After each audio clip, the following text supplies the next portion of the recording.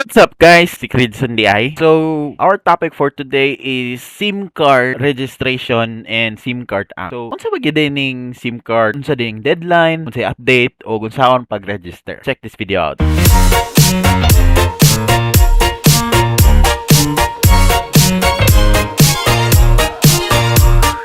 So, what's up guys? So, ang SIM card registration is actually or SIM card registration nga balaod. Ngano gibuhat ba gid ni? Tungod sa nagkalat nga mga scammer, mga mangingilad, mga krimen nga kahitabo using phone diri sa Pinas. Kay sa lain nasud naka-register gina sa mga pangalan sa tag-iya. Mao nang easy ra kay dali ra kay matrack sa mga pulis, awtoridad. Ang kinsa ba lang kapakalat og fake news, kinsa ba nang scam, kinsa ba na nga tao. So mao na siyang rason. Unsa ba gyud ang tinuod nga deadline? So ang unang deadline nga gihatag is around December pero gibalhin siya og April 26 which is ugma. Pero tungod kay nakita sa sa Senado nga around 82.8 million lang ang naka-register sa ilang mga SIM cards which is 49.31% around that ratio. Around April 23 pa to siya nga adlaw. So mao nang gi-extend nila kay katunga pa ang nakaparegister. Kadalasan manggod ang mga wala nakaparegister mga katigulangon nato naa sa layong dapit nga hinay ang signal nga sa ilahang data na ana bitaw. So mao na siya. Ang deadline karon is extended to 90 days. 90 ka adlaw which would be sa July 25, Hulyo 25 karong tuiga ang deadline. So unsa may diferensya kung mag-register ka karon or next month or sunod bulan sa June? Naa ay diferensya. So di ba dapat April 26, Abril 26 ang deadline unta pero gi-extend. After April 26, kung dili ka pa maka-register, pwede pa nimo magamit imong phone, gamit text ug tawag ug uban pa. Pero nainda kung pero, dili nimo magamit ang some of the services o serbisyo nga ginahatag anang mga telco like social media.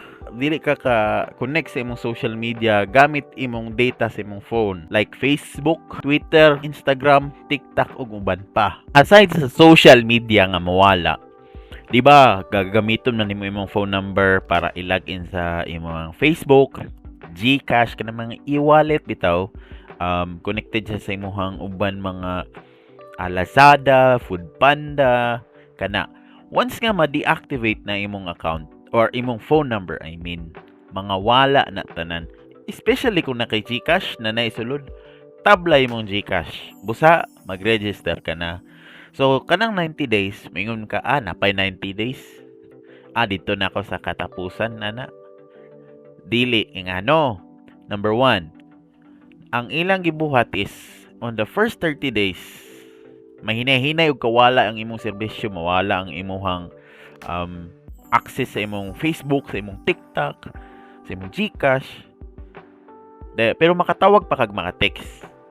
Let's say mga hinahinayon na nila antod nga paghumag 30 days, di nakakatawag, di nakaka-text. Pero maka-receive pa ka. Pag abot gyud na sa katapusan, wala na gyud, dili na nimo magamit imong SIM pero di pa siya deactivated.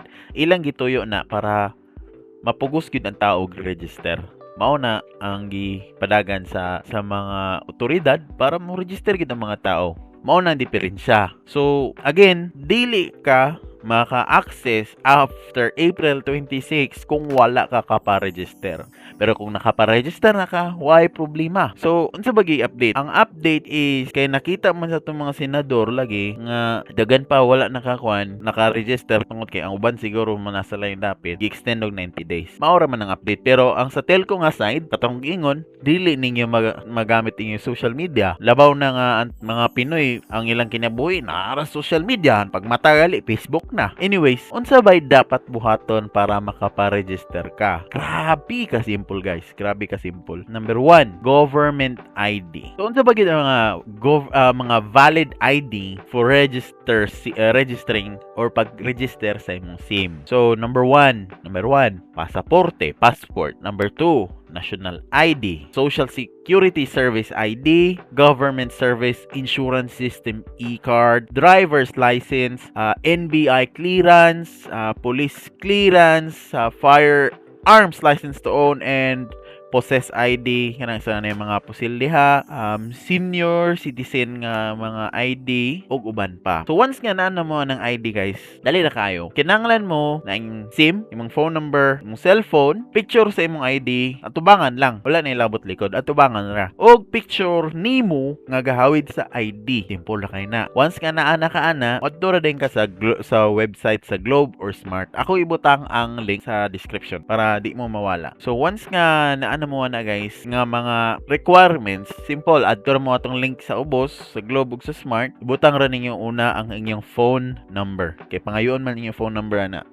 Pagbutang niyo phone number dito, mo send man nag-code sa inyong cellphone. Katong code, ibutang nimo dito. Pag man ibutang nimo sa code, pangayoon na din ang imuhang details, first name, last name, address. Dayon ang katong picture sa imong valid ID o picture nimo nga gahawid sa valid ID. Pag submit, nana din kay reference number. Humana. Kapi ra kadali guys. Nana ra kadali. Pero kung naoy mga pangutana, ay kahadlok comment down below. Ayog kalimti subscribe. This is your boy Cridson Bisaya Gaming. Peace.